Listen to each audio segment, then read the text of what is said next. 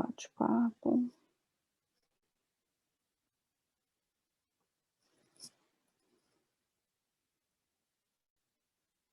Vamos lá, então.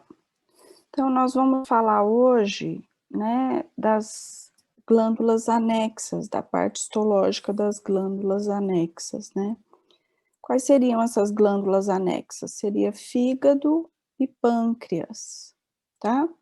E temos ainda a vesícula biliar, que eu vou falar rapidamente, porque não tem nada assim de muito diferente. Ela também não é um órgão que faz nenhuma secreção que seja importante. Então, a gente vai só comentar quais são os tecidos. Eu vou mostrar muito mais na lâmina do que falar aqui para vocês, tá bom? Deixa eu compartilhar aqui e colocar em modo de apresentação. Vamos lá. Então, eu sempre gosto de colocar os objetivos de aprendizagem. Então, identificar através das fotomicrografias ou cortes histológicos a estrutura do lóbulo hepático.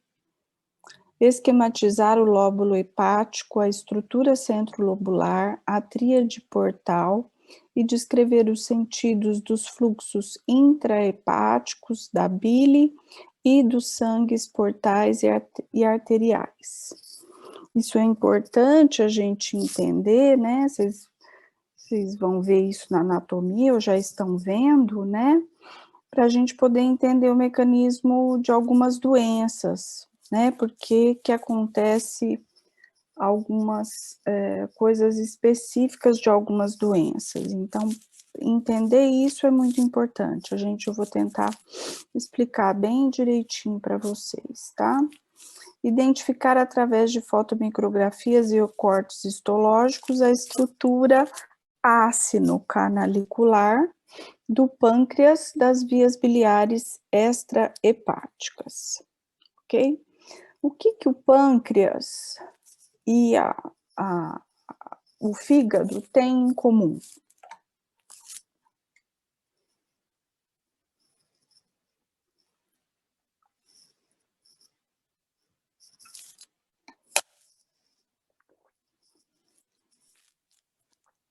Hein, pessoal? Os dois se originam de um epitélio? Como? Os dois se originam de um epitélio por serem glândulas? São glândulas, isso, ok. E que tipo de glândulas? Lógico que a gente pode classificar essas glândulas de diversas formas, né? Mas eles têm uma classificação, elas têm uma classificação parecida. Glândulas mistas? Isso, muito bem. Então, nós temos glândulas mistas, no sentido da produção delas, né? Então, vão produzir tanto substâncias que são endócrinas, então, que vão para a corrente sanguínea, né? Isso vai para controlar outros órgãos e sistemas, quanto para fora, né? Ou para a luz de um tubo, né? Por exemplo, então, agora o sistema digestório, que é um canal, que é um tubo, né? Então, é por isso que elas são consideradas glândulas mistas, tá? Hoje, especificamente, nós vamos falar só da parte do pâncreas exócrina, tá? A gente vai comentar algumas coisas do fígado, mas depois, em outros momentos, vocês vão ver, o fígado ele não entra tanto assim como glândulas endócrinas, lá quando vocês forem ver sistema endócrino. Então, do fígado a gente vai falar praticamente tudo agora, e depois, lá na parte de endócrino, de sistema endócrino, é que vocês vão ver a parte endócrina do pâncreas, tá? Então, para essa unidade interessa só a porção exócrina do pâncreas, tá? Então, aí a gente está vendo, né? Vamos falar primeiro do fígado, né? Depois do pâncreas, e a vesícula biliar eu vou mostrar só nas lâminas, tá? Não tem muita coisa para a gente comentar, não. Outras glândulas, né, que fazem parte, que são consideradas glândulas anexas do sistema digestório, que a gente não pode esquecer, são as glândulas salivares, tá? Mas a gente também não vai ficar estudando a estrutura delas, que é, por exemplo, muito parecida com a estrutura do pâncreas exócrino, né? Então, a gente não vai ficar estudando quais são os tipos, que, por exemplo, a parótida é um tipo de glândula, né, que tem ácinos mais serosos. A submandibular, nós temos ácinos seromucosos, mas vocês, não vai ser cobrado de vocês isso, tá? Então, a parte do capítulo que fala das glândulas salivares não precisa estudar, ok? Vamos começar, então, falando do fígado, que é o maior órgão interno humano, né? Então, pesa mais ou menos 1,5 kg no adulto e ele tem, assim, diversas funções, né? Muitas funções. A célula mais importante, né, do fígado, que é o hepatócito, é uma célula, vamos dizer, como se fala, versátil, né? Ela produz e ela metaboliza uma série de substâncias que são fundamentais para que a gente tenha homeostase, né? Então, para que tenha um equilíbrio, para que a gente fique, né, bem, o fígado precisa estar trabalhando muito bem também, tá? É o maior órgão interno do corpo, né, e seria o maior órgão de todos do nosso corpo. Só a pele é um órgão maior do que o fígado, né? Ok? Então vamos lá. Quais são as células aí do fígado que são importantes? Hepatócitos. São as mais importantes, né? Que são os hepatócitos, que desempenham a maior parte das funções do fígado. E quais as outras células que a gente encontra também? Células de Capilares sinusoidais. Mas os capilares, então, eles são compostos do quê? Porque o capilar não é uma célula, né? célula endotelial e de Kupfer. No capilar nós temos as células endoteliais, né? As células de Kupfer nada mais são do que células originadas dos monócitos do sangue, tá? Do mesmo jeito que os osteoclastos são originados de monócitos do sangue, né? Do mesmo jeito que os macrófagos têm origem no monócito do sangue, essas células têm também origem do monócito do sangue. No fígado, elas são chamadas de células de Kupfer, ou Kupfer. Já fui em congresso que o professor falava Kupfer também, entendeu? Então, são abundantes também no fígado. O que mais?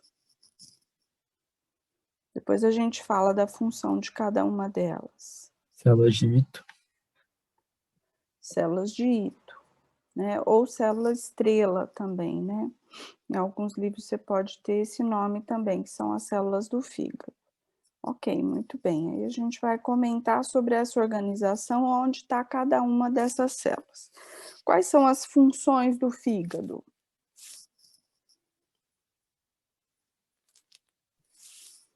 Eliminação de desintoxicação. Desintoxicação ou destoxificação de algumas substâncias, tá? Não é que ele vai desintoxicar, veja a diferença, né? Ele vai destoxificar. Então, ele vai impedir que uma substância torne-se tóxica, né? A hora que ela vai para o restante do nosso corpo. Muito bem. O que mais? Metabolização. Metabolização do quê?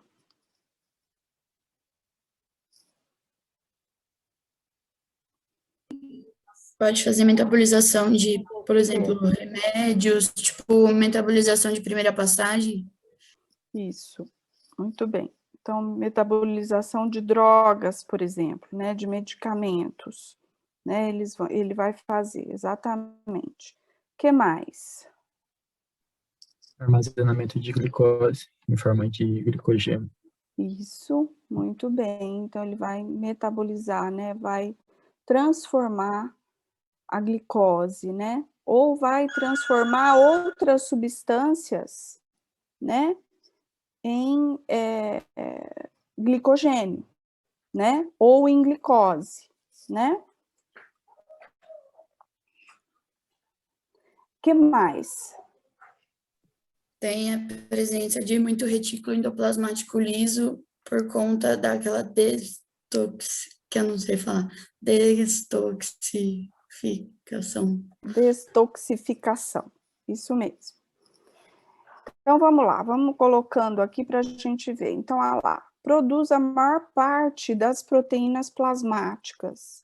Então, nós temos albuminas, lipoproteínas, glicoproteínas, protrombina, fibrinogênio, alfa-globulina e beta-globulinas não imunes. Então, inclusive aqueles colesteróis, tá? Que são essas glicoproteínas, desculpem, tá? LDL, VLDL, todas elas são produzidas no fígado, tá? Então, são substâncias importantes que são produzidas a partir do colesterol, lá naquele retículo endoplasmático liso que você falou, tá? Ele armazena e converte diversas vitaminas e ferro. Então, quem falou lá sobre a célula de Ito?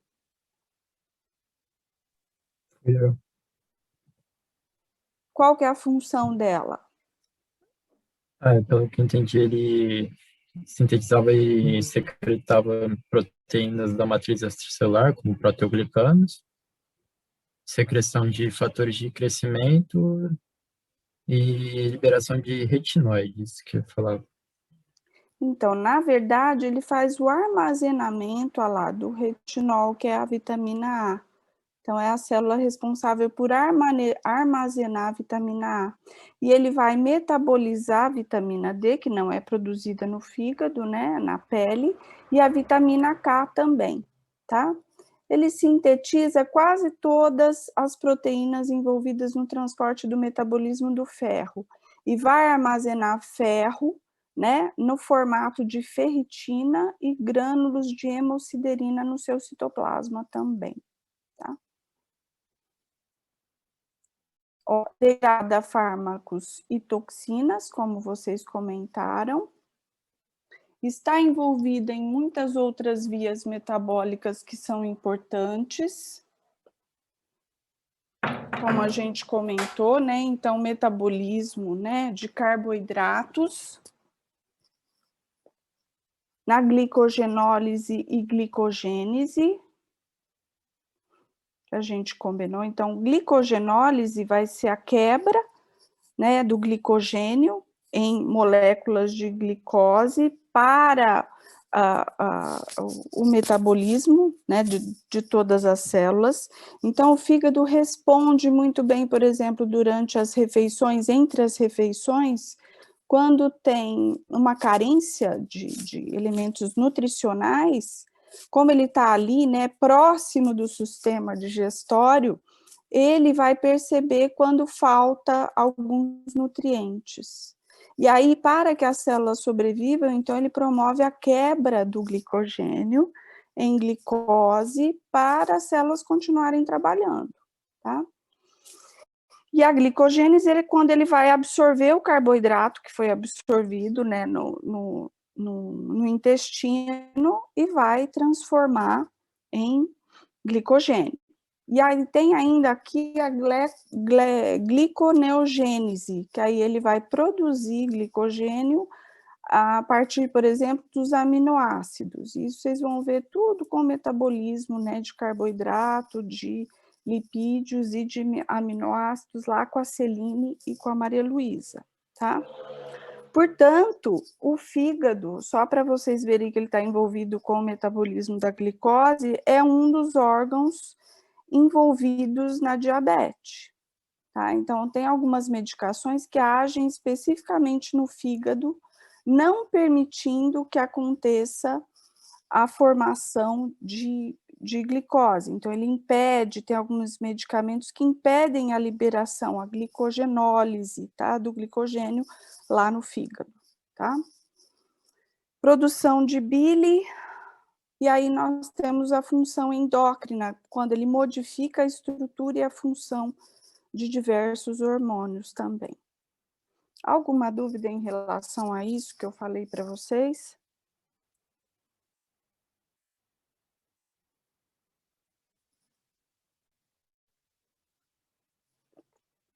Hein, pessoal? Tem aquela questão das hemácias também, não tem? Que destrói hemácias velhas. Então, não é ele especificamente que destrói hemácia. A destruição das hemácias acontece no baço, tá? Só que parte da hemoglobina, por exemplo, resultante dessa destruição das hemácias que aconteceu lá no baço, chegam até o fígado. E é isso que é importante a gente entender, a parte de circulação do fígado, tá? E aí, essa hemoglobina, quem vai fazer a quebra e a destruição dela são as células de Kupfer, né? E aí, né, como resultado dessa quebra da hemoglobina, a gente tem o quê? Bilirrubina? Muito bem, nós temos a bilirrubina, que aí a célula de Kupfer devolve para o hepatócito, e o hepatócito vai, então, né, deixar essa bilirrubina hidrossolúvel, para que a gente não tenha os malefícios dessa bilirrubina, tá? Em casos, por exemplo, aí vai ser excretada essa bilirrubina lá na bile, tá? Em casos, por exemplo, de doenças hepáticas, então isso não acontece e essa bilirrubina não vai ser metabolizada desse jeito, por isso que o indivíduo fica amarelado daquele jeito. No caso da criança, por exemplo, quando tem icterícia, que é essa cor amarelada que fica no indivíduo, isso acontece porque a criança não tem ainda os hepatócitos com o retículo endoplasmático liso desenvolvido, tá? E aí é importante tomar sol, porque a luz solar, ela destrói a bilirrubina, tá? Através da pele. E aí a gente consegue que essa bilirrubina não seja tóxica. Tudo bem? Deu para entender isso? Celine, eu não entendi direito a parte das hemácias e da bilirrubina. Então, as hemácias, elas têm um tempo de vida limitado, tá? Porque elas são corpúsculos que não têm núcleo mais, tá? Então, em média, uma hemácia vai viver 120 dias, mais ou menos. Quando o sangue passa no baço, isso vocês vão ver lá o ano que vem, acontece um processo que é chamado de hemocaterese. Ele vai destruir as hemácias que já estão velhas. Elas não estão funcionando mais adequadamente. O que nós temos na membrana das hemácias? Em grande quantidade.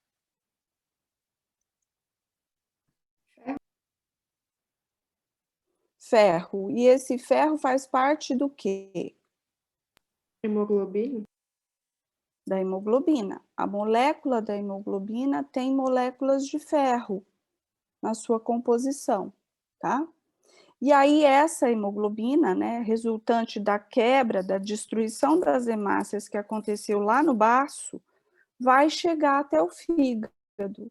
Quando chega ali no fígado, as células de Kupfer vão então destruir essa hemoglobina e como resultado dessa destruição acontece a formação da bilirrubina. Essa bilirrubina então vai entrar no hepatócito e o hepatócito vai trabalhar essa molécula, né? O que vai acontecer? Existe um processo que vocês vão aprender depois, lá na parte de metabolismo, que dentro do retículo endoplasmático liso, né, lá do fígado, acontece alguns processos com algumas moléculas, que é o processo de oxidação, metilação e conjugação. Esses processos, então, deixam essas substâncias que seriam lipossolúveis, hidrossolúveis. E aí elas podem ser excretadas pelo rim, né?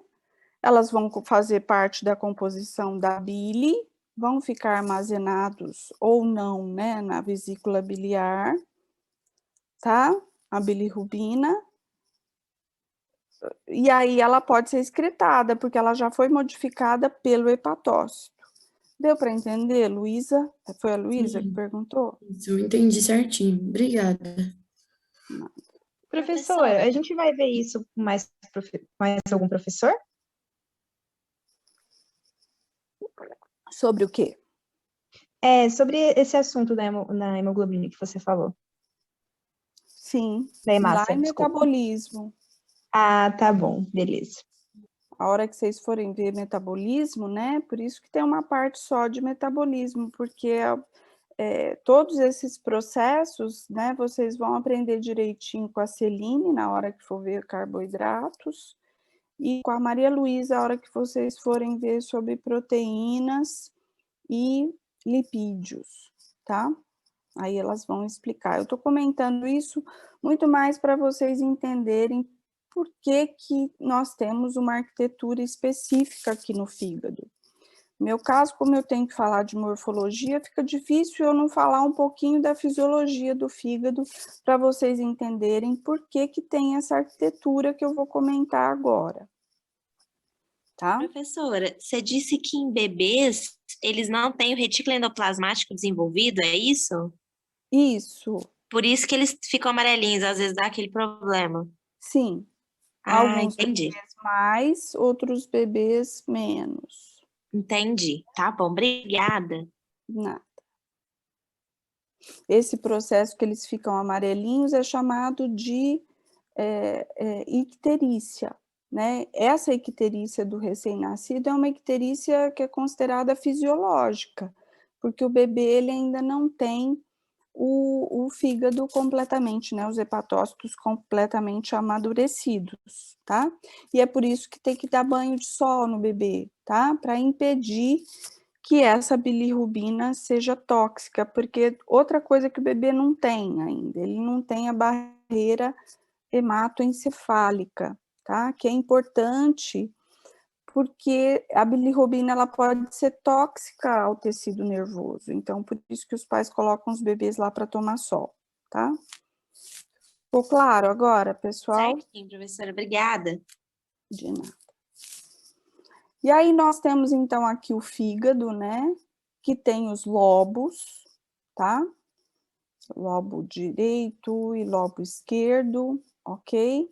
E aí, dentro dele, se a gente for olhar mais microscopicamente, nós vamos ver que nós temos os lóbulos hepáticos, tá? Todos, né, envolvidos por diversos vasos sanguíneos, tá? E aí nós temos um vaso sanguíneo no centro desse lóbulo, que ele não é especificamente com esse formato, ele pode ter vários formatos, principalmente no fígado humano, é difícil às vezes de você delimitar onde começa e aonde termina um dos lóbulos, tá? Eles estão meio que todos misturados, mas entre eles nós temos, né, tecido conjuntivo, e nesse tecido conjuntivo nós temos uma artéria, uma veia e um ducto, tá? Porque aqui, nessa arquitetura, vai acontecer a parte endócrina do fígado e a parte exócrina, tá? Que a gente vai tentar explicar tudo direitinho. E aí a gente precisa entender muito bem como que acontece essa circulação. O fígado é um órgão, então, que está num local estratégico, tá? entre o sistema digestório, né, ou o intestino, assim, o pâncreas e o baço. Então, vasos sanguíneos que vêm do baço, que vêm do pâncreas e que vêm do intestino vão entrar através da veia porta, tá? No fígado. E esse sangue, ele não é oxigenado, porém, ele traz uma série de nutrientes que foram absorvidos no intestino, uma série de hormônios que foram produzidos aqui no pâncreas, tá? Nessa parte endócrina, né, que foi produzida aqui no pâncreas, nós temos, por exemplo, né, insulina, glucagon e temos somatostatina, que são hormônios muito importantes, né? Principalmente para o metabolismo de carboidratos, tá? E aqui no baço, ele vem carregando o produto da degradação de hemácias, que a gente vê aqui nessa região, tá? Então, por isso que a hemoglobina vai chegar aqui para o fígado através da veia porta também. Deu para entender isso, pessoal? Cerca de 80% mais ou menos do sangue do fígado, 70% mais ou menos, 80% do sangue que está dentro do fígado, então, é um sangue não arterial, ok? Cheio de todas essas substâncias que a gente está comentando aqui com vocês, tá? E aí nós temos, então, né, para irrigar esses lóbulos hepáticos, uma veia, né? E aí temos também uma artéria, porque essas células do fígado precisam de oxigênio para trabalhar, então vai receber uma artéria, ramos da artéria hepática, né, que vai ficar ao redor de cada um dos lóbulos, né? E esses hepatócitos, então, estão organizados nessas unidades hexagonais que são chamados de lóbulos, tá? Ao redor, então, nós temos ramos da veia porta, ramos da artéria, desculpa esse vermelhinho aqui, da artéria hepática, e nós temos também um ducto, porque aqui nesse lóbulo hepático também nós temos a formação da bile, né? E ela vai sair através de ductos muito pequenininhos para esse sentido aqui, nesse sentido. O sangue, então, vai entrar desse sentido para o centro do lóbulo, tá? E esse sangue não arterial vai se misturar ao sangue arterial em capilares, que a gente chama de capilares sinusoides. Então, olha lá, esses vasos se ramificam entre os hepatócitos, formando os sinusoides e trazem sangue para o fígado, tá? No centro, então, nós temos a veia centrolobular, que vai captar todo esse sangue que passou pelos hepatócitos, tá? Todos eles, que passou pelos hepatócitos, pelos capilares sinusoides, e aí esse sangue vai sair, né, por essa veia centrolobular e depois vai para a veia cava inferior e aí segue para o coração. Deu para entender isso, pessoal? Celina, só uma coisa, os hepatócitos, eles, tipo assim, eles chegam a pegar os nutrientes, alguma coisa, ou ele só faz a desintoxicação? A hora que Não, passa o sangue. eles absorvem os nutrientes também. E aí, Aqueles nutrientes que eles têm que processar, e aí né? esse sangue que vai em direção à veia cava inferior é um sangue, vamos dizer, só com toxinas?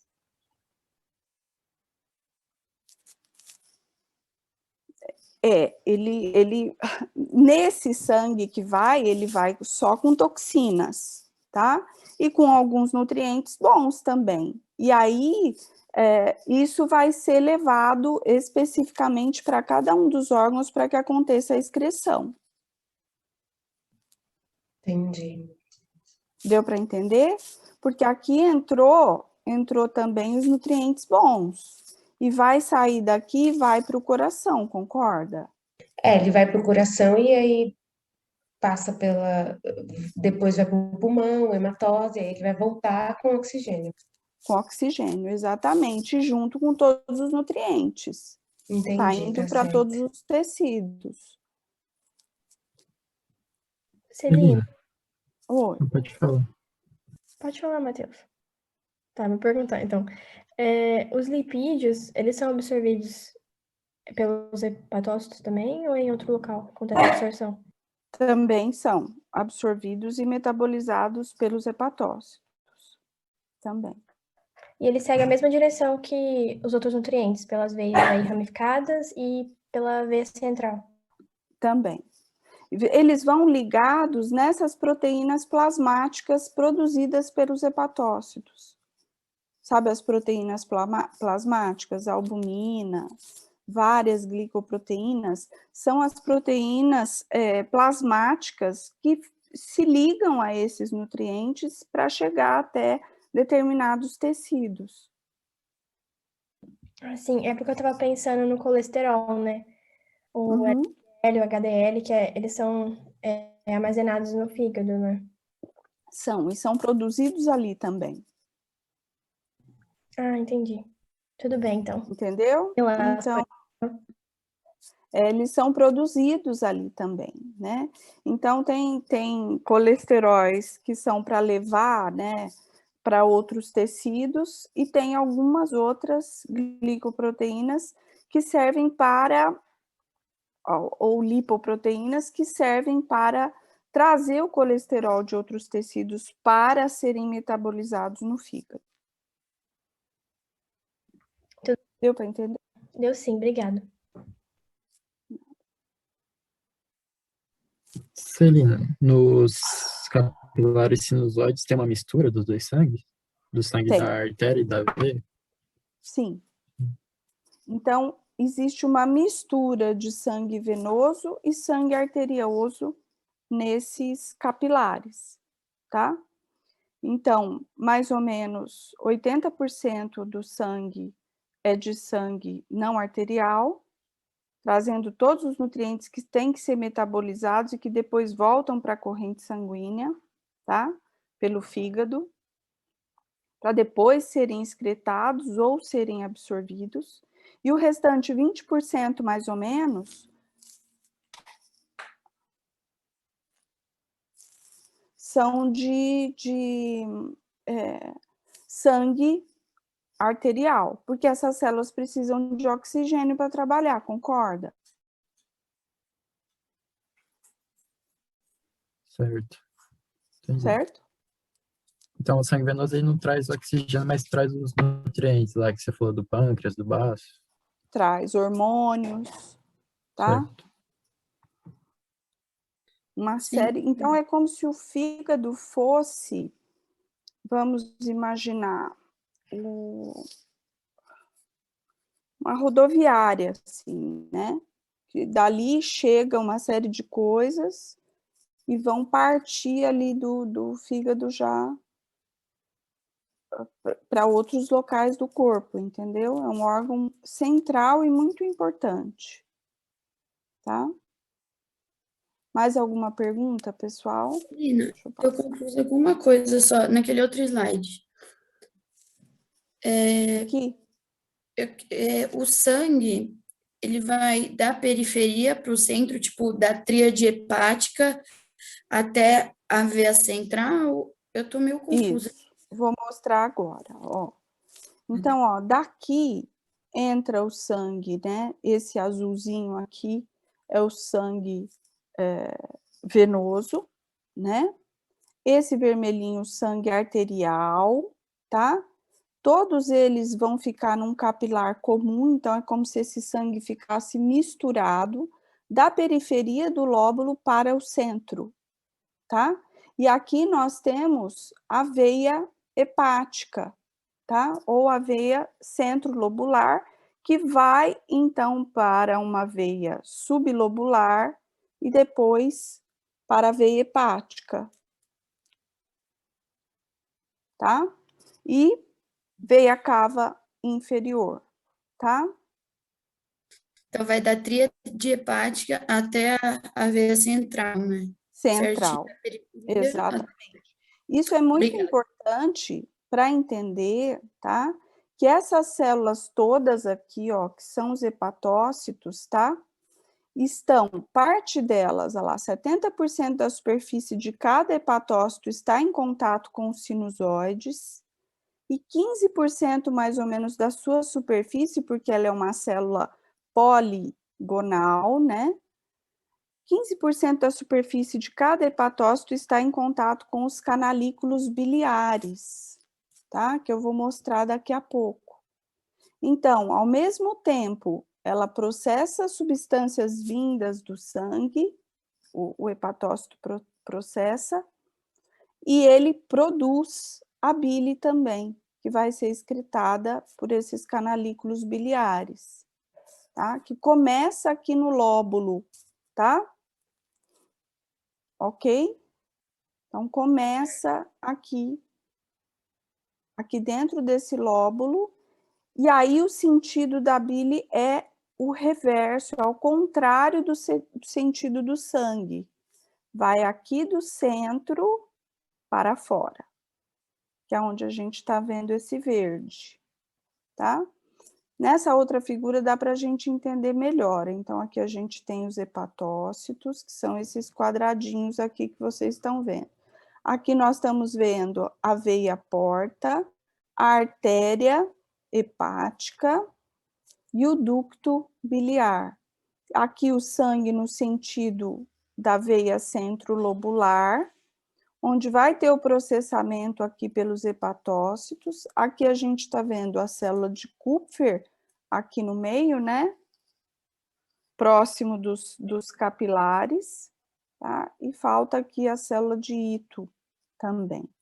E aí, ó, nesse sentido, onde não está, o hepatócito não está em contato com os sinusoides, nós temos, então, a produção da bile, no sentido contrário.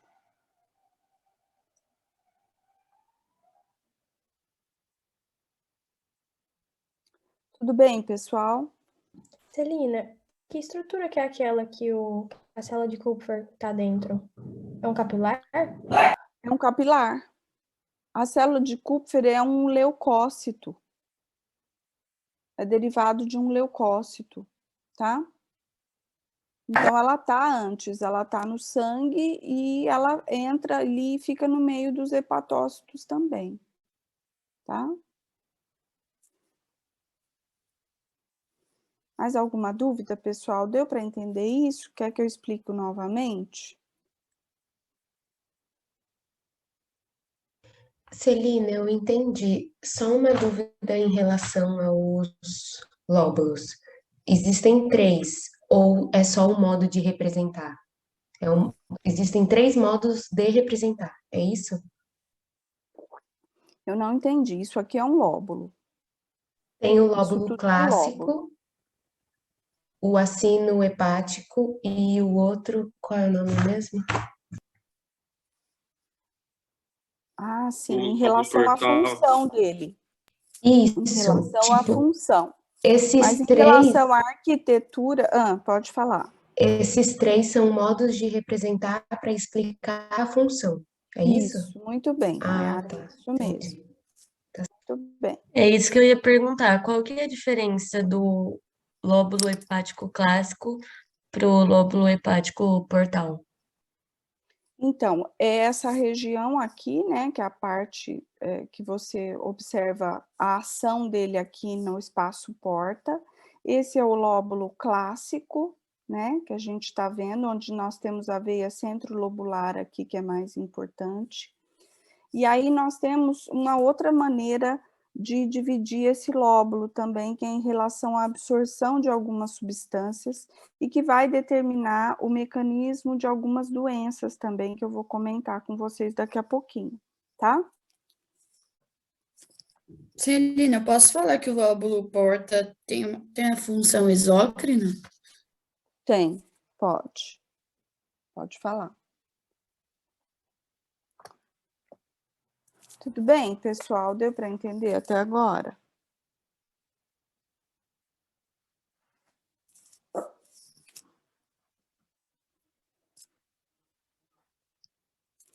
Minha cachorrinha dando trabalho aqui. Pronto.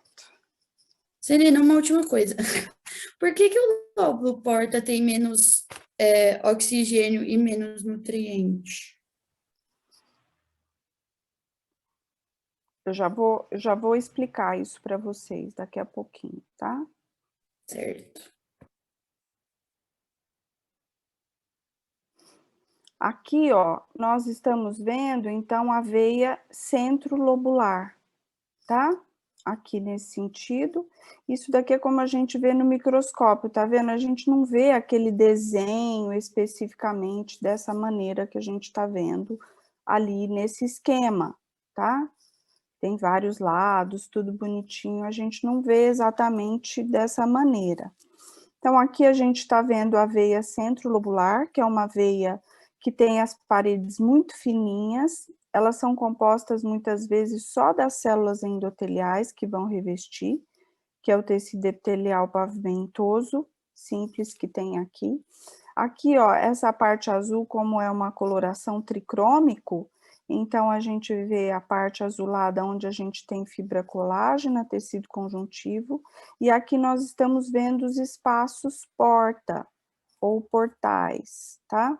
Onde a gente vê sempre uma veia, uma artéria e um ducto. E às vezes a gente vê mais de um ducto em cada uma delas, porque elas estão onde está terminando e começando um outro lóbulo. E aí o corte às vezes pega mais de um espaço, tá? Então, aqui a gente está vendo o espaço porta, aqui a veia centrolobular, e aqui isso tudo são os cordões de hepatócitos ao redor dos capilares sinusoide. Alguma dúvida sobre o que é um capilar sinusoide? Vocês entenderam isso? Ô Celina, é só a região que tem a mistura de sangue venoso arterial, né? Indo caminho à veia central. Sim, é a região onde você tem ramos, né? Da veia porta e da artéria hepática, tá? E aí você tem uma porção de ducto também. Deu para entender, Helena? Aham, tudo certo. Eu vou interromper o compartilhamento agora para a gente... Celina, Oi, entre esses lóbulos tem tecido conjuntivo separando, então? tem.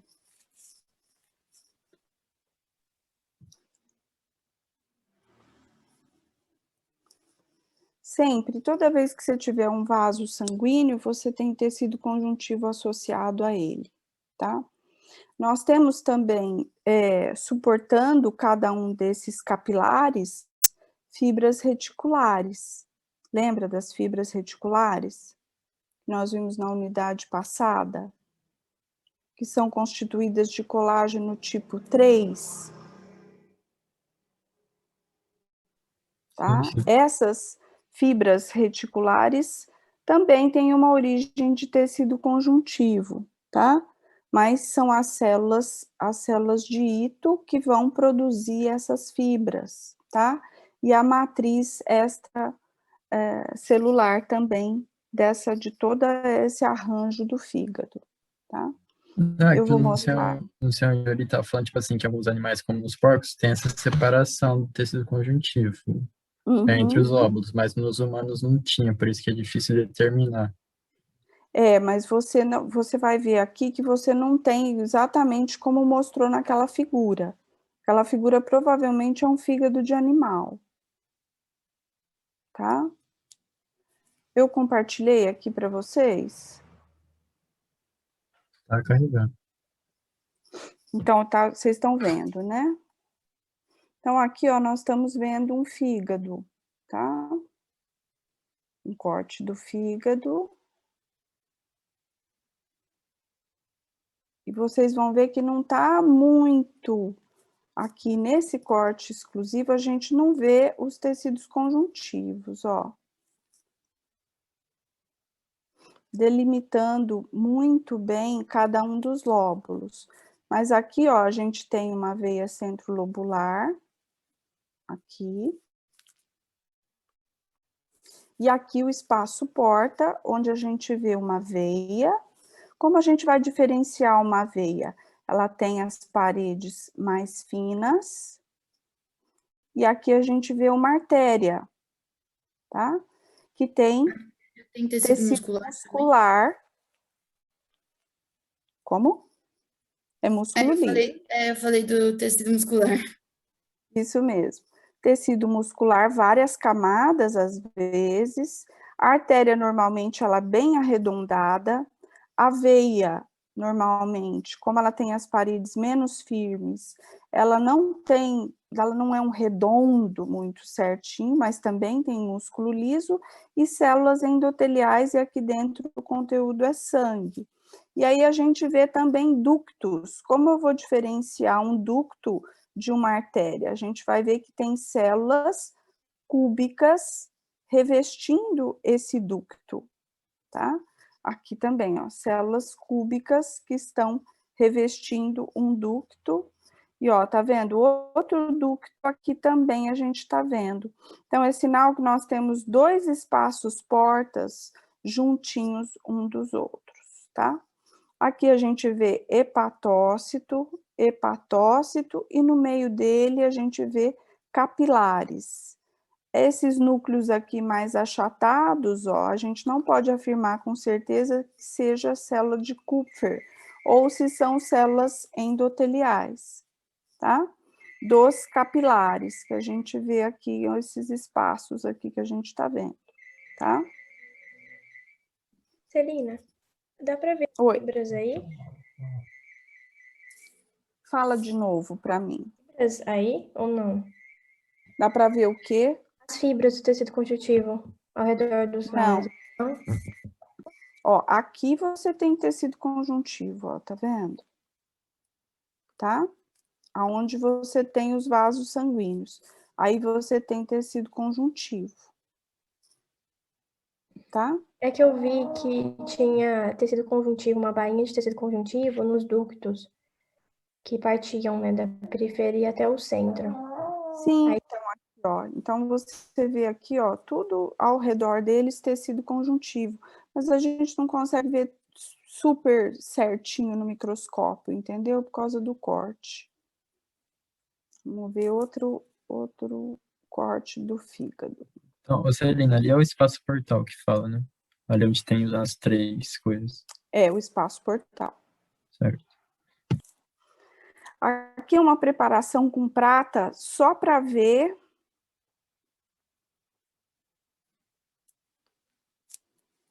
a ramificação toda dos ductos biliares.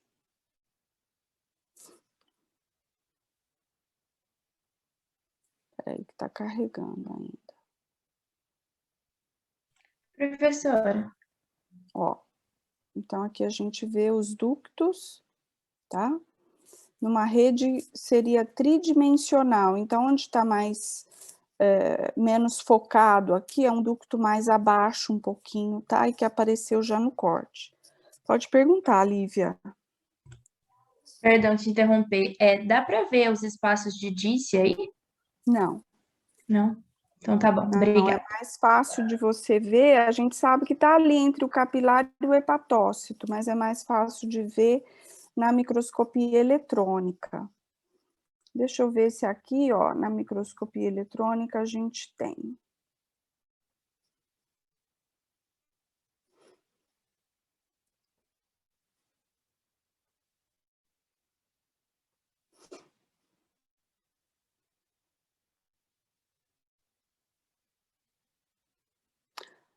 Dá para ver aqui, parece, ó, célula de Kupfer. Vamos ver se a gente consegue identificar.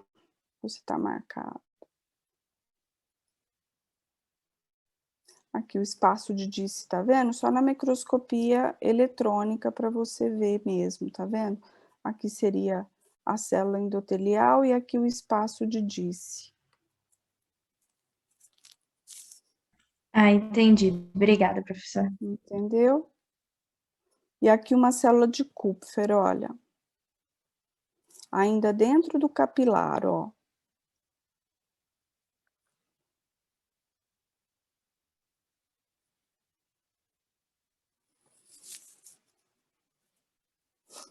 Voltar lá, que eu quero mostrar outros.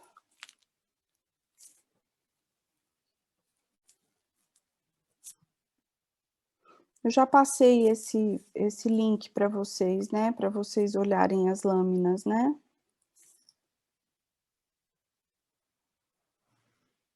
Já passou sim, professora. Uhum. Aqui, ó, para mostrar uma outra preparação também com prata, para mostrar as fibras reticulares, sustentando os hepatócitos.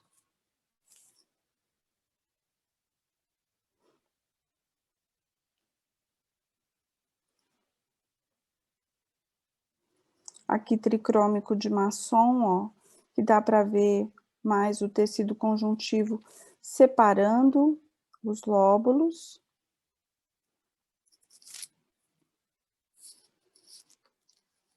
E aqui dá para a gente ver melhor, ó. O que eu tenho aqui? Tecido Aqui é uma veia. A veia porta? Veia porta. Um ramo. Isso, um ramo da veia porta, aqui. Aí é um ramo da artéria hepática. Uma artéria hepática, e aqui? Do ducto biliar. Muito bem. Tecido epitelial. Muito bem, tá? Aqui, ó, a gente consegue ver os hepatócitos, e aqui, ó, a gente vê os capilares sinusoides, tá? Vocês entenderam direitinho o que significa um capilar sinusoide?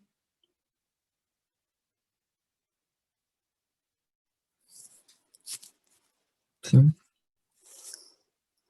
É a ramificação, tipo, em conjunto da veia com a artéria, que aí tem mistura dos dois sangues. Então, mas isso acontece no fígado. Quando tem outros órgãos que têm também capilares sinusoides. O que refere que nós temos 3 tipos de capilares no nosso corpo. Nós temos capilares que são contínuos, que formam aquelas barreiras que eu comentei com vocês. Então, nós temos junções oclusivas entre a membrana das células endoteliais, aí a gente não tem, assim, nem é mais restrito o que vai passar entre um capilar e o outro. Então, por exemplo, a gente tem isso no cérebro, onde a gente tem a barreira hematoencefálica, a gente tem isso no pulmão, porque as substâncias que tem que passar entre a membrana do pneumócito para acontecer as trocas gasosas são muito específicas, não é interesse outras substâncias que porventura venham no capilar lá no pulmão, entrem no alvéolo, né?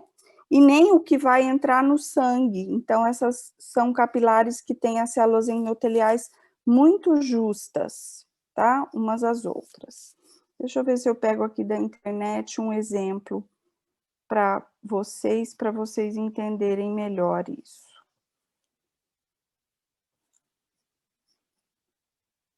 Uma figura. Celina, depois você manda o slide, por favor. Mando. E o site da semana passada, vocês viram? Sim. E o site que você vê as lâminas, por favor. Mando. Tá. Então, olha aqui, ó. Vou colocar aqui na figura.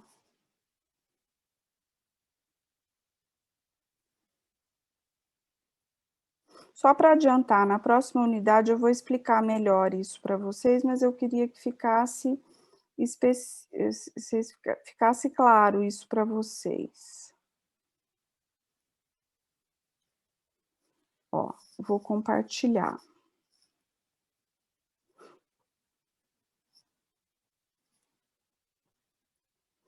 Ó, então nós temos 3 tipos de capilares. Então, isso que eu acabei de falar para vocês, o capilar contínuo, onde tem junções oclusivas entre a membrana das células endoteliais.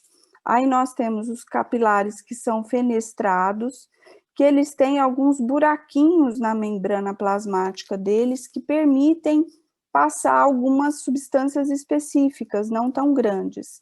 E nós temos os capilares que são sinusoides, onde a gente tem as membranas unidas descontinuamente, então eles também são chamados de capilar descontínuo. Então, tem frestas maiores entre a membrana dessas células. E por que especificamente isso no fígado? A passagem de nutrientes do sangue para a célula? E vice-versa? Porque é ali que vai acontecer o metabolismo. Então, ele quer que algumas macromoléculas passem, né, do sangue para o hepatócito, tá?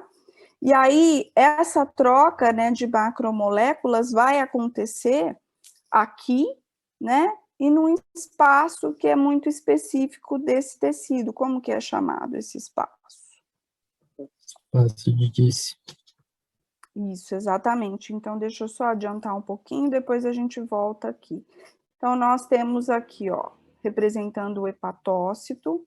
Isso aqui são microvilosidades que funcionam como se fossem antenas, tá? Para substâncias que chegam aqui do sangue. Ó, nem todas as substâncias também que vão passar aqui pelo fígado vão entrar para o hepatócito, tá? Quem comentou aquela hora. Tem umas que vão passar batido e vão para o restante do nosso organismo. Mas então aqui, ó, é específico, né? Ele tem receptores específicos para várias substâncias que entram aqui. E aí, aqui a gente tem a célula, né, endotelial, e aqui, entre a célula endotelial e a célula e o hepatócito, a gente tem o espaço de Disse, ou espaço pericinusoidal, tá? É a mesma coisa, tá?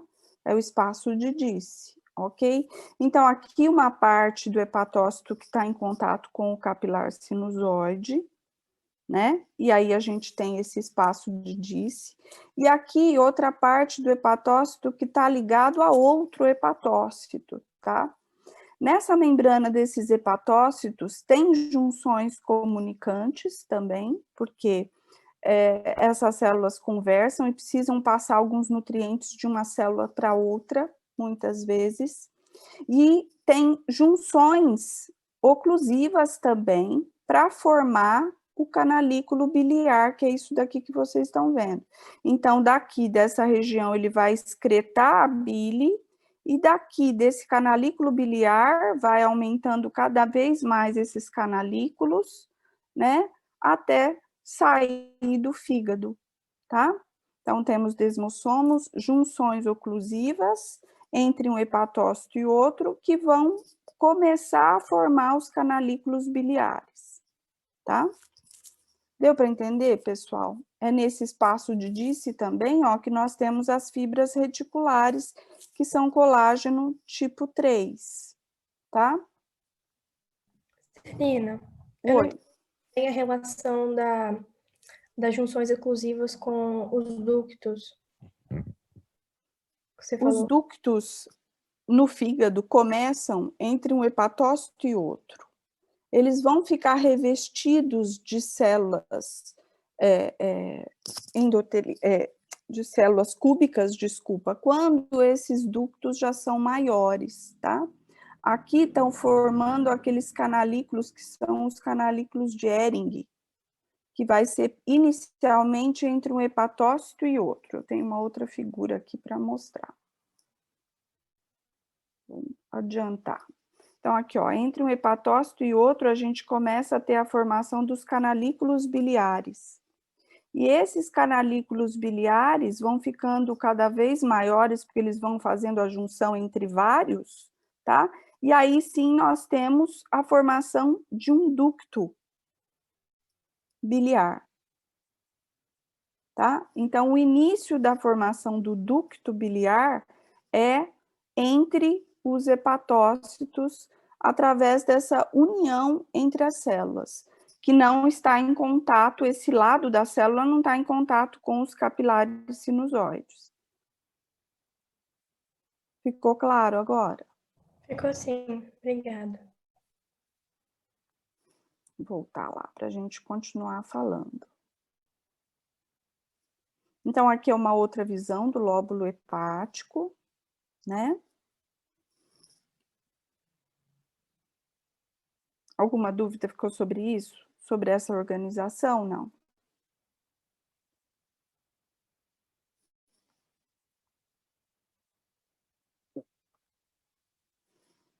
Aqui, ó, a veia central, então, ó, células células de Kupfer, que estão aqui próximas aos capilares, tá?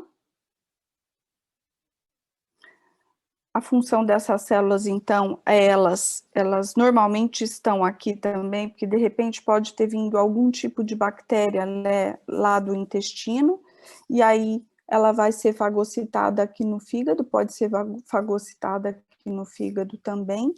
E além de tudo, a célula de Kupfer produz algumas citocinas que vão controlar o tanto que esses capilares ficam dilatados ou não também, tá? Então, ela é como se ela tivesse uma função anti-inflamatória, tá? Ou inflamatória, dependendo da condição, ok? Aqui as arteríolas, acho que a gente falou tudo. E aqui a gente já tem a formação de um ducto, tá? Ou, nesse caso, ainda é chamado de canal de Hering, que são os ductos.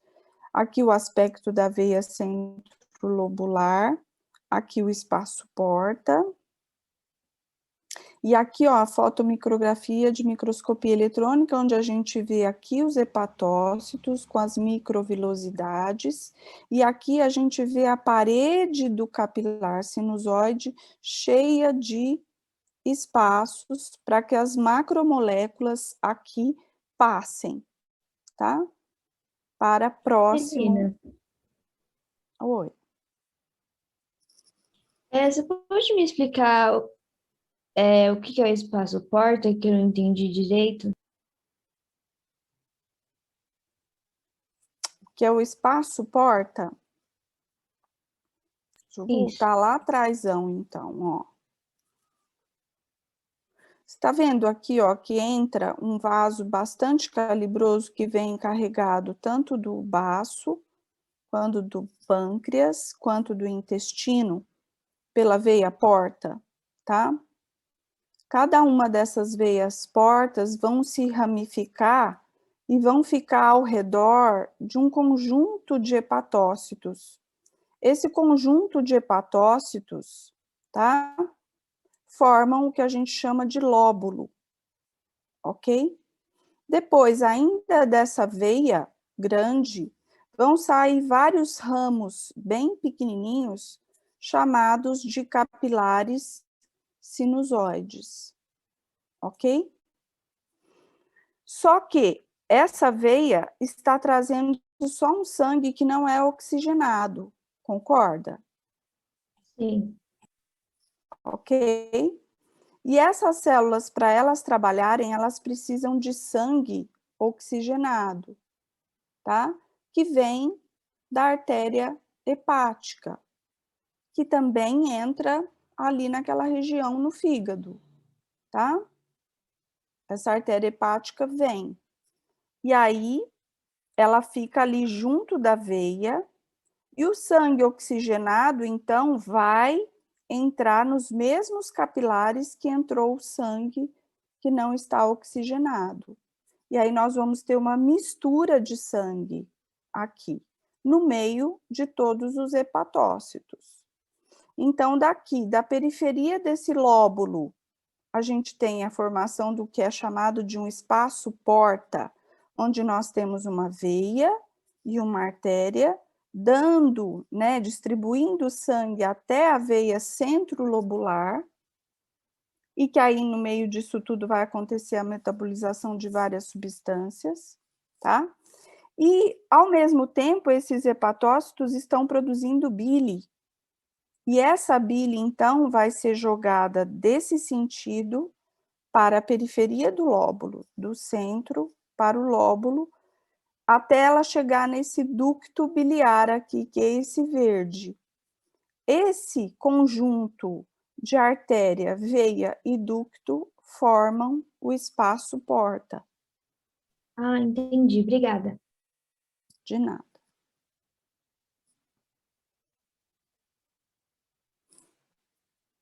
Mais alguma dúvida, pessoal? Deu para entender essa figura? E aqui, ó, com microscopia eletrônica que a gente consegue ver o espaço de Disse, tá?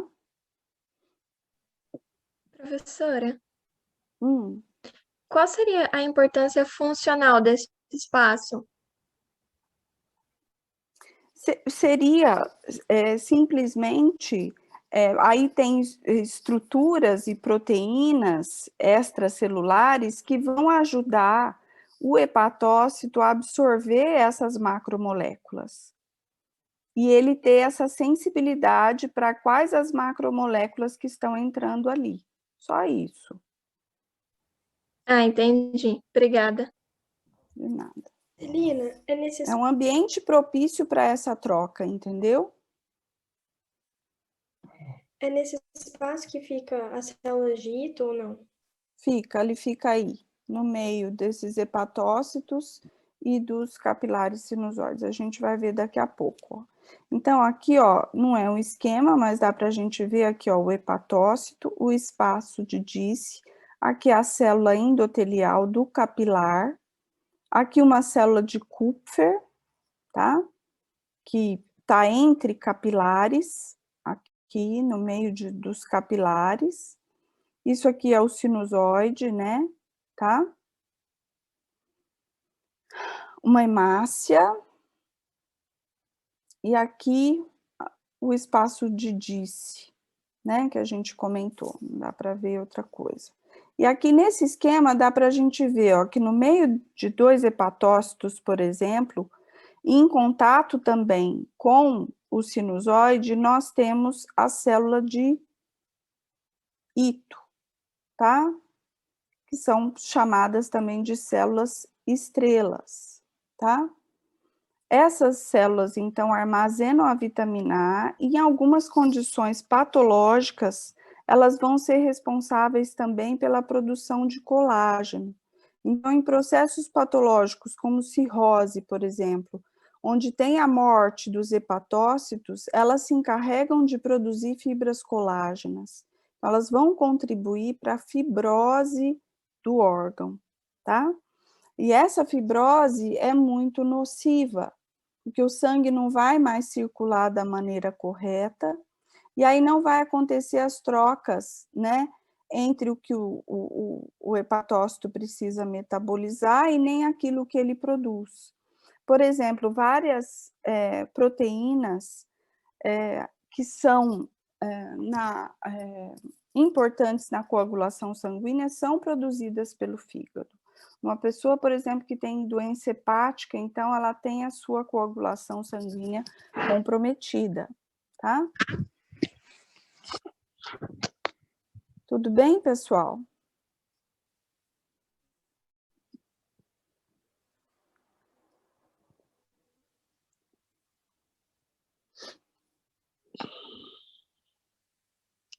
Toda essa explicação, né, que eu comentei com vocês sobre o sentido da circulação sanguínea e dos nutrientes, são importantes para a gente entender que algumas doenças vão sensibilizar mais algumas regiões do lóbulo hepático e menos outras, tá? Então, a gente comentou, né, que o sangue oxigenado vai se misturar nesses capilares, tá? E esse oxigênio vai ser transferido de um hepatócito para outro através daquelas junções comunicantes que eu comentei com vocês, tá? Então, entra aqui primeiro nessa célula que está mais próxima aqui do capilar, e esse oxigênio, então, vai passando para outras regiões. E aí a gente pode dividir esse lóbulo em 3 regiões, sendo essa região mais distante, né, do centro, número 1, a número 2 numa região média e a número 3 numa região mais próxima, tá? Em algumas doenças, isso vai ser comprometido. Então, como que vai acontecer a distribuição de oxigênio, hormônios, enzimas chaves para a síntese e degradação de glicogênio, enzimas chaves para a oxidação de óxidos graxos, a gente vai ver, né? Mais concentração na região perilobular e uma menor concentração na região centrolobular. E aí as enzimas chaves da via glicolítica, né, e de síntese de ácidos graxos estão em maior concentração na região centrolobular do que na região perilobular. Isso são exemplos, tá? Que depois vocês vão aprender na parte de metabolismo, ok? Mas esse fluxo sanguíneo é importante para vocês entenderem, por exemplo, algumas doenças. Então, aqui, ó, e lá no livro do Ross tem esse exemplo aqui, ó. No caso, por exemplo, de uma insuficiência cardíaca congestiva, onde o coração não tem mais força para bombar o sangue oxigenado, né? Nem para dentro dos pulmões, nem para o restante do corpo, todas as células ficam com carência de oxigênio, as células em geral, do corpo em geral, tá?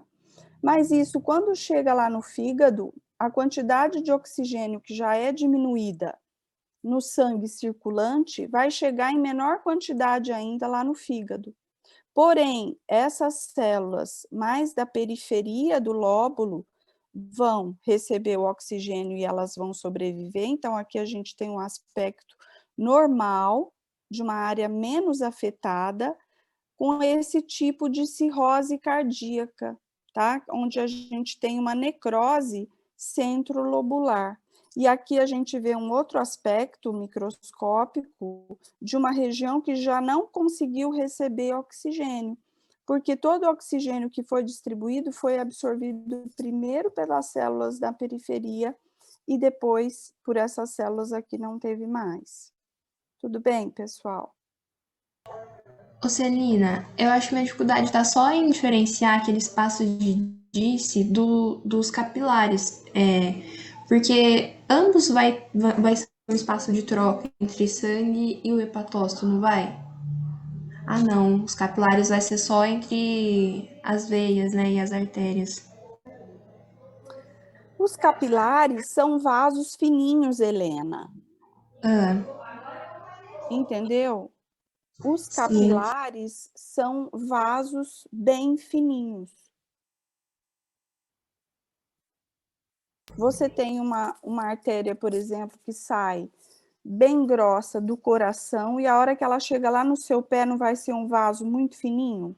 Porque ele vai se ramificando? Sim, sim.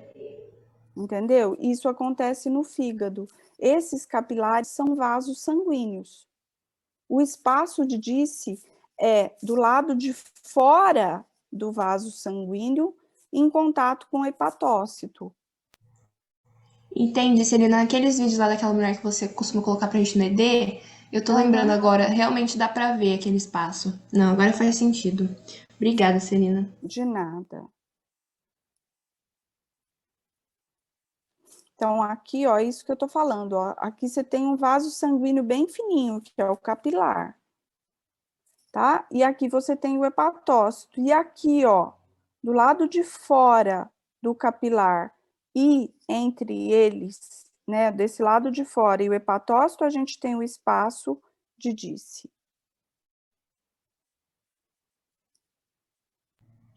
Obrigada, Celina. Nada. Deu para entender isso daqui, pessoal?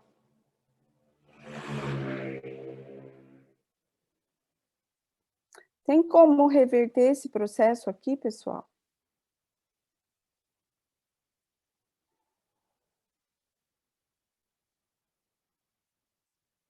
Sim. Dando oxigênio, né? Para essa região.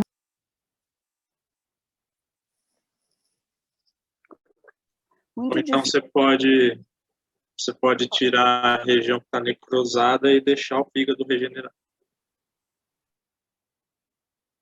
Então, mas aí nós temos uma necrose dentro de todos os lóbulos, né, hepáticos, no centro de todos os lóbulos. Então, cirurgicamente, é impossível isso de acontecer, tá?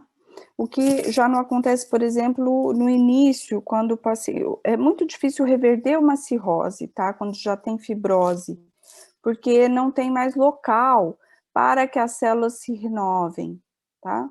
No caso, por exemplo, de uma esteatose, né, que é um degrau antes da cirrose, talvez isso é possível de reverter. Então, um paciente que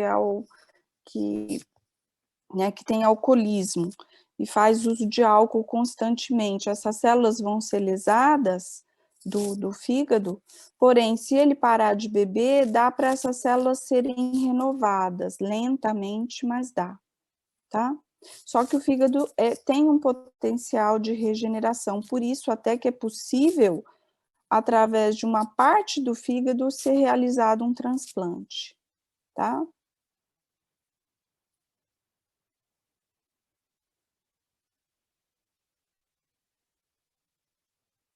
Alguma dúvida, pessoal?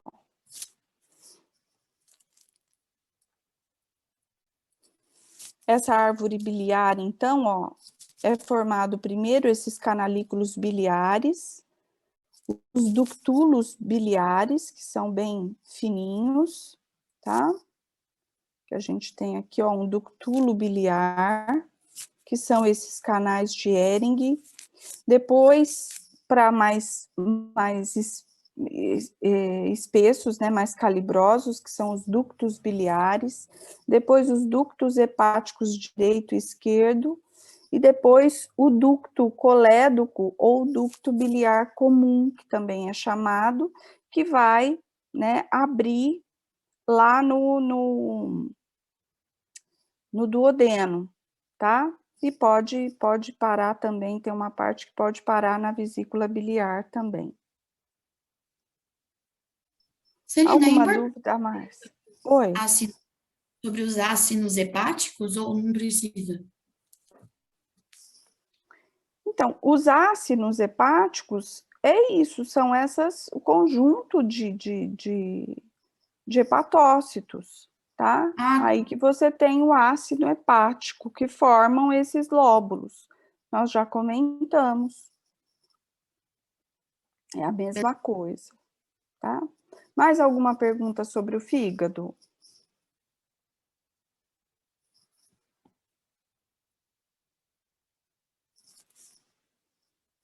Então, vamos lá, vamos falar do pâncreas, que é um pouquinho mais rápido, né?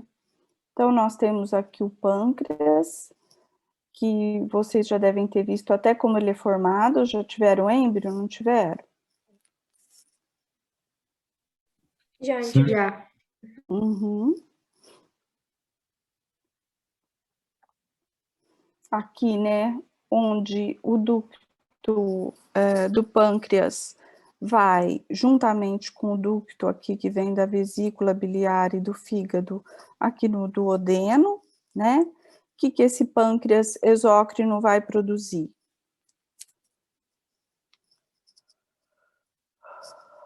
A bile.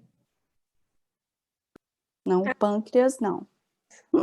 A gente faz confusão mesmo, é assim mesmo. O que ele vai produzir? O suco pancreático, né? Isso, suco pancreático, que é composto do quê? A bile vai ser importante para o quê? Emulsificação de gordura. Muito bem, isso mesmo. E o suco pancreático? Ele possui várias enzimas que vão ajudar na digestão secundária do alimento. Exatamente. Então, tem várias enzimas, né, que são digestivas, tá? E que vão destruir até DNA aí, né? E tem mais alguma coisa que o pâncreas produz que é importante também? Bicarbonato. Bicarbonato, exatamente. E justamente aí no duodeno, né, ele vai liberar esse bicarbonato para controlar a acidez, né, do quimo, que chegou ali ainda parcialmente digerida e com a acidez ainda estomacal, né, que está saindo ali do estômago, tá?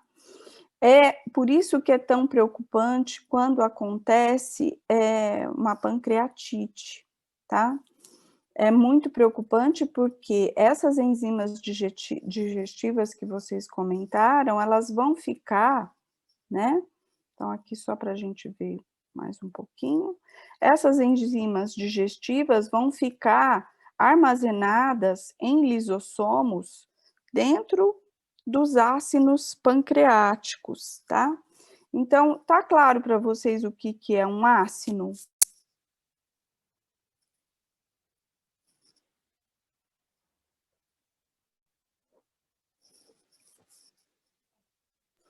Pode explicar de novo, Celina? Me perdi um pouco. Um ácido é um conjunto de células glandulares, tá? Exócrinas, com a produção exócrina. Então, ali, quando a Luísa comentou dos ácidos hepáticos, são os ácidos que formam aqueles ductos biliares, aqueles canalículos biliares. Então, um conjunto de hepatócitos ao redor daqueles canalículos biliares e que estão produzindo a bile, tá? E esses ácidos pancreáticos, então, têm no seu interior lisossomos, que está caracterizado aqui por esses pontinhos, vários lisossomos, carregados dessas enzimas digestivas. E vão ser as células dos ductos, tá? Pancreáticos, desses ácidos pancreáticos, que vão produzir o bicarbonato de sódio e outros eletrólitos também, tá? Nós temos, no meio desses ácidos exócrinos, né, nós temos as ilhotas de Langerhans, ou ilhotas endócrinas, ou ilhotas pancreáticas, tá? Que são células que vão produzir insulina, glucagon e somatostatina, e que vocês vão estudar lá no final desse ano, tá? Na última unidade desse ano. Então, aqui é uma outra visão do esquema, onde a gente tem os ácidos. No interior de cada um desses ácidos, nós temos ductos, que estão formados aqui, ó, onde está arredondado.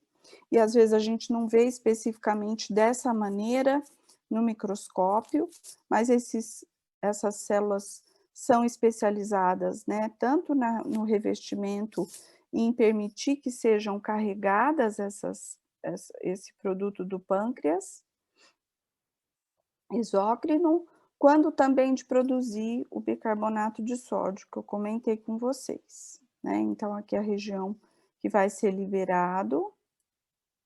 E como que é o esquema? Então, vários ácidos, né? Tem cada um ducto pequenininho que vão se unir todos para formar um ducto maior. É como se fosse o cacho de uva, tá? Onde você tem cada uma das uvas seria um ácido, e aí tem galhos menores que se juntam a um galho maior. É aquele esquema, mais ou menos. Só que no microscópio a gente não vê exatamente dessa maneira, tá? Então, olha lá, o suco pancreático que é secretado em resposta à presença do quimo. Então, quando o quimo chega ali, né, nós vamos ter a produção dessas enzimas digestivas, proteinases, amilases, lipase, fosfolipase A2 e nucleases. Todas essas enzimas, caso tenha uma inflamação no pâncreas ou uma pancreatite, elas podem ser liberadas e aí elas mesmas vão fazer a destruição do órgão. Então, é muito perigoso, né? Uma pancreatite é muito sério, é uma situação patológica muito séria e que os médicos normalmente tentam evitar. E nos ductos, né, vai acontecer a produção desse bicarbonato de sódio, e essa produção do bicarbonato de sódio vai ser controlada ou vai ser determinada a partir da acidez desse quimo, tá? Então, é a presença do quimo aqui e o pH desse quimo que vai determinar a produção do pâncreas. Microscopicamente é assim que a gente vê. Aqui a gente está vendo um ducto maior, Mas aqui, logo aqui do lado, a gente vê que tem um ducto menor, ou aqui não dá para ver direitinho pelo aumento, mas pode ser um vaso também. Aqui, todos esses rosas, a gente vê os ácinos pancreáticos, e esse aqui mais clarinho são as ilhotas de Langerhans, tá? Pode falar. Eu perdi. O A, o B e o C são o quê? Como? Eu me perdi aqui porque cortou. O A, o B e o C são quais células? O A, nós temos as ilhotas de Langerhans. O B, nós temos os ácinos, que é toda essa maioria que são os ácinos do pâncreas exócrino. E o C é o ducto. Obrigada. Aqui, ó, outra ilhota, outra ilhota, outra ilhota, outra ilhota, tá? Intermeado, né, de tecido conjuntivo, que vai levar vasos e nervos também aí no pâncreas. Então, aqui a ilhota de Langerhans e aqui os ácinos da parte exócrina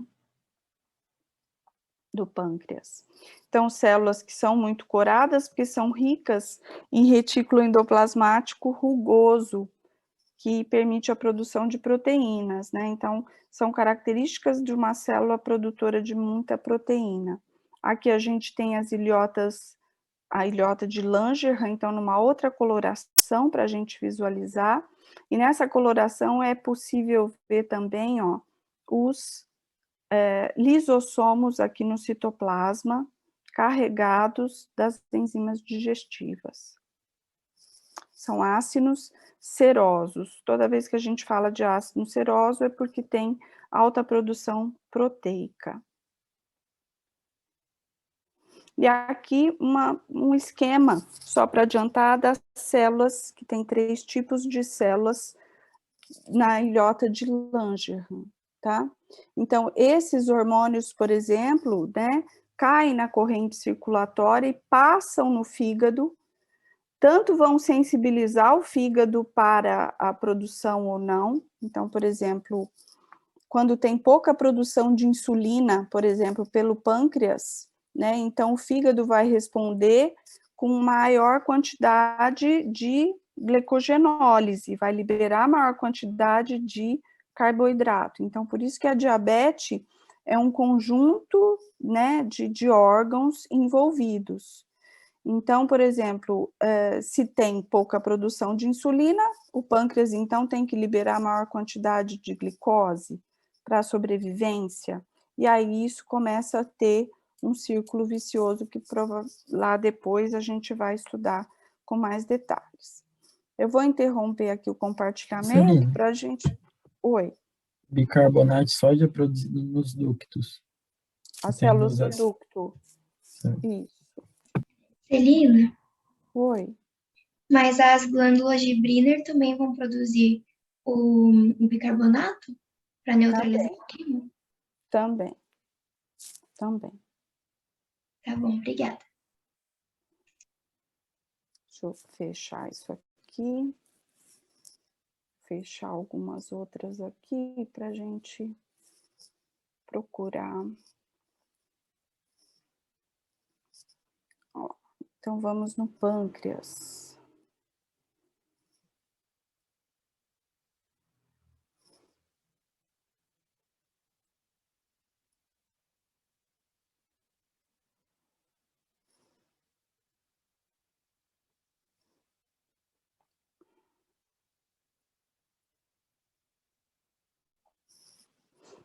Isso daqui que a gente está vendo são os vacúolos, tá? De tecido adiposo no corte.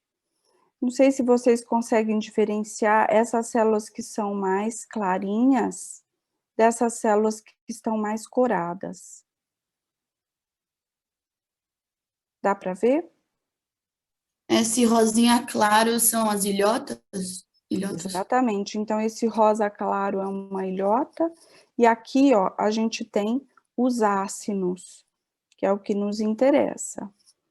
todos intermeados por tecido conjuntivo. E nesse tecido conjuntivo tem muitos capilares, tá? Outra ilhota de Langerhans. Agora nós vamos procurar um ducto, porque não pode confundir ducto com ilhota. Então, aqui a gente está vendo 2 ductos, tá? Ou seria o mesmo, só que pegou em 2 regiões do corte, tá?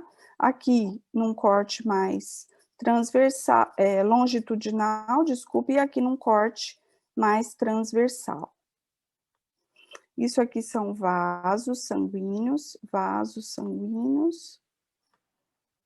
vaso onde a gente vê hemácias, vasos também.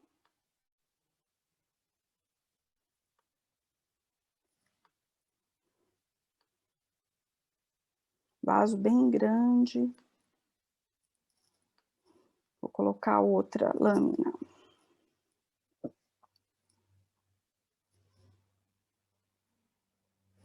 Isso é igual.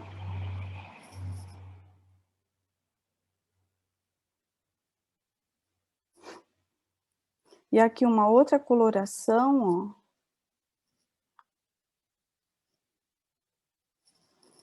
Para distinguir melhor as ilhotas dos ácinos. Tudo isso daqui, a maioria, então, são ácinos. E aqui, as ilhotas. Deixa a internet ajudar. Aqui uma ilhota. E aqui os ácinos. Ácinos.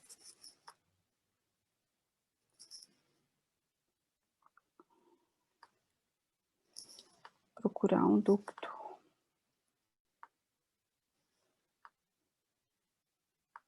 Celina. Oi. Eu vi que tinha ductos terminais e intercalares. Tem alguma diferença? Dá para diferenciar ou não? Não, aqui, por exemplo, às vezes eu vou te mostrar um que está mais calibroso e eu não consigo te afirmar simplesmente pelo corte e eu não vou cobrar esse tipo de coisa, tá? Simplesmente você vai me falar se é um ducto ou se é um ácino, mas não importa qual o ducto, tá? Isso não importa. Tá bom, então. Obrigada.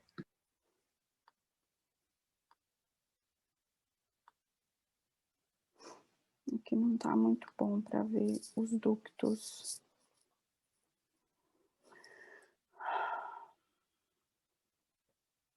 Aqui é fígado. Ô, Celina, você pode repetir o que são aquelas manchas brancas que você tinha falado? É tecido adiposo, isso mesmo? Tecido adiposo, isso. Beleza. Obrigado.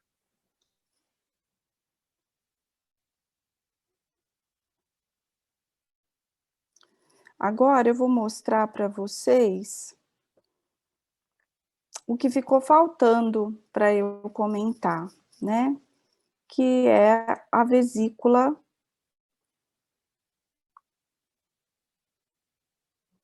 Vocês leram alguma coisa sobre a vesícula?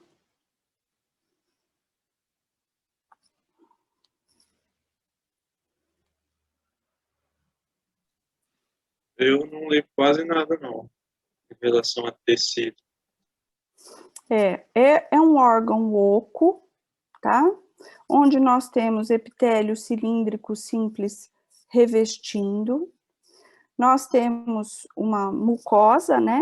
Porque é um órgão que tem uma cavidade úmida, então mucosa, submucosa, e eventualmente podem ter algumas glândulas mucosas na submucosa. Aqui eu não estou vendo.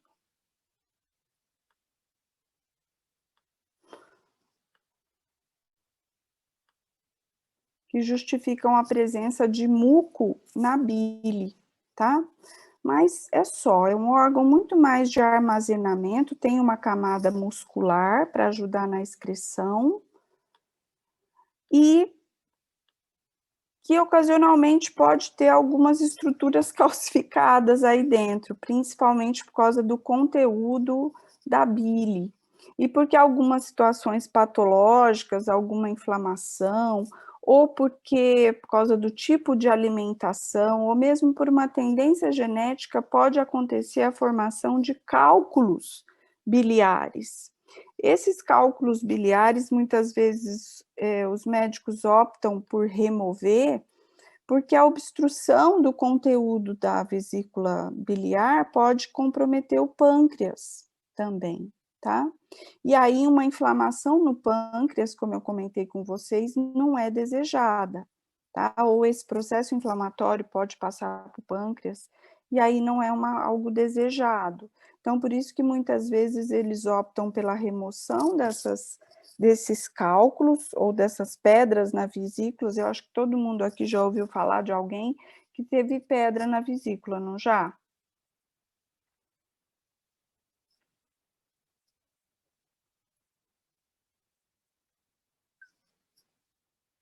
Não? Bom, é algo bastante comum, tá, de acontecer. E às vezes até pode ser removida essa vesícula biliar, até porque, né, a bile pode ser excretada diretamente no duodeno e não ficar armazenada ali na vesícula biliar. Ok, pessoal?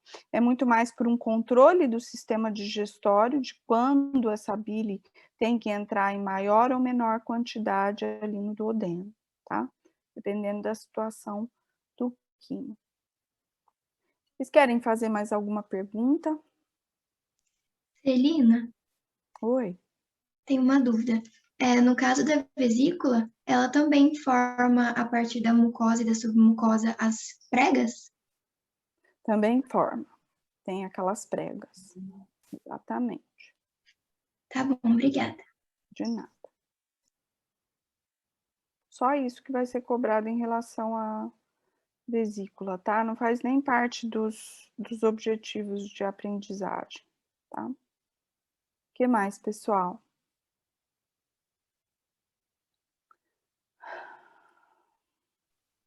Deixa eu só um nome feio aqui da vesícula biliar que eu li quando eu estava pesquisando sobre a vesícula biliar. E eu queria saber a função dela. É tipo, não sei nem se eu consigo falar, mas é seios de Rokitansky e Aschoff. Não sei se eu falei certo, mas eu queria saber a função dela. A função desses seios? Sim, ou se não tem função, só é muito fácil. Parece Não, é tecido de simplesmente né? uma estrutura anatômica, né, morfológica ali, não tem uma função específica não, viu, Felipe? Entendi, valeu. E nem vai ser cobrado isso de vocês, não. Posso fazer chamada? Celina, a parte de vesícula a gente tem que saber o revestimento de epitélio ou a patologia dela? Não, o revestimento. Isso que eu comentei sobre a patologia é só para comentar mesmo. Beleza, então. Tá? Obrigada. Deixa eu fazer a chamada. Amanhã nós temos TBL, né?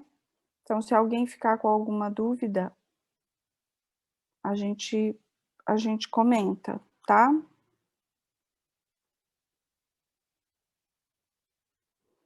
A Cássia.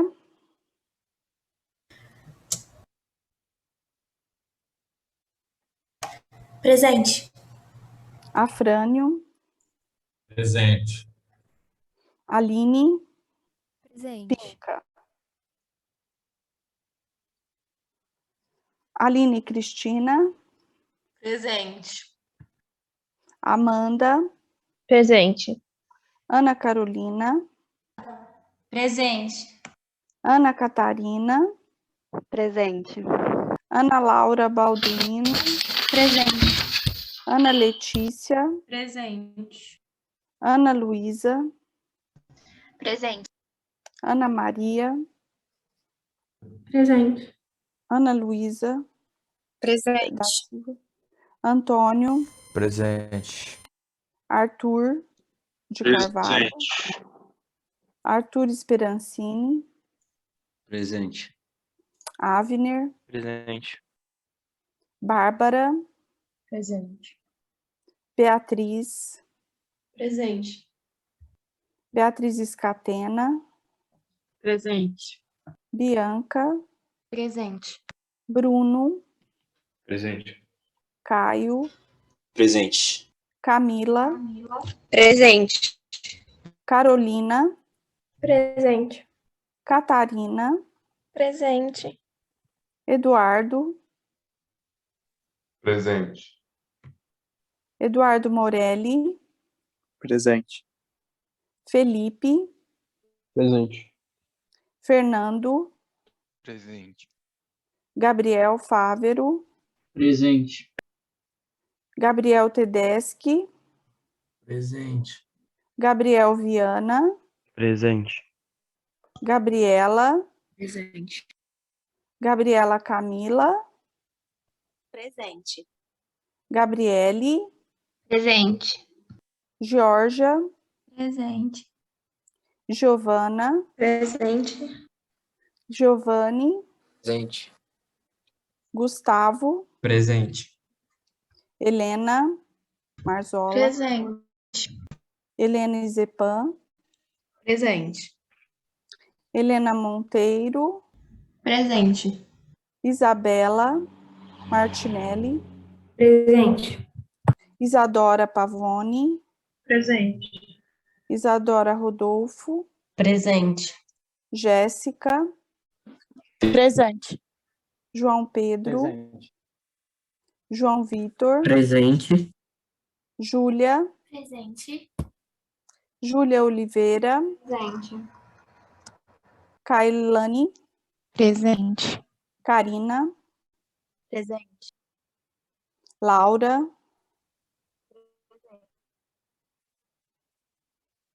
Laura.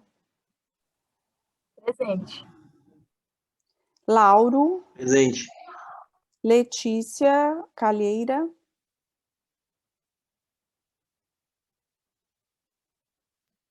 Professora, é a Letícia Fonseca? É, Ela deve ter caído, ela estava falando comigo até agora. tá. Letícia Coraza. Figueiredo. Lígia.